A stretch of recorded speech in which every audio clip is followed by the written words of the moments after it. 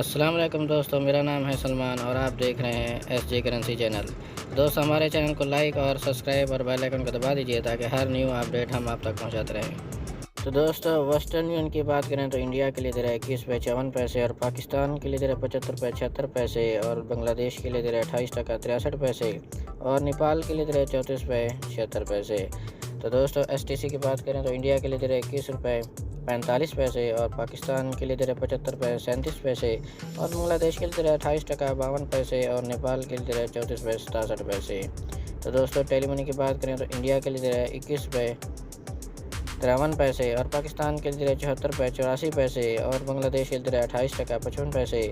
और नेपाल के लिए दे रहा है 34 रुपये 63 पैसे। तो दोस्तों, लराजी की बात करें तो इंडिया के लिए दे रहा है 21 रुपये 52 पैसे और पाकिस्तान के लिए दे रहा है 75 रुपये 47 पैसे और बांग्लादेश के लिए दे रहा है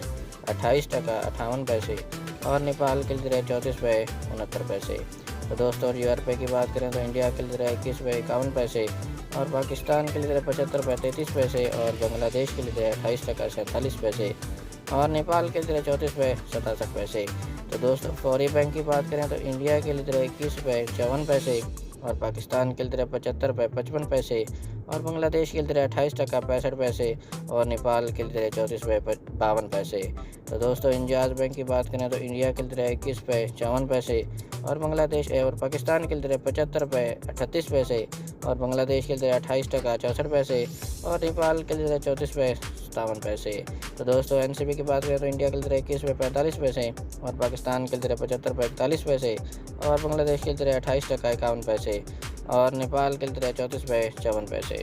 तो दोस्तों, ये थी आज की न्यू अपडेट जो हम आप तक पहुंचाते रहते हैं। हमारे चैनल एसजे करेंसी को सब्सक्राइब और बेल आइकन को प्रेस कर दीजिए ताकि हर न्यू अपडेट बर वक्त आप तक पहुंचती रहे।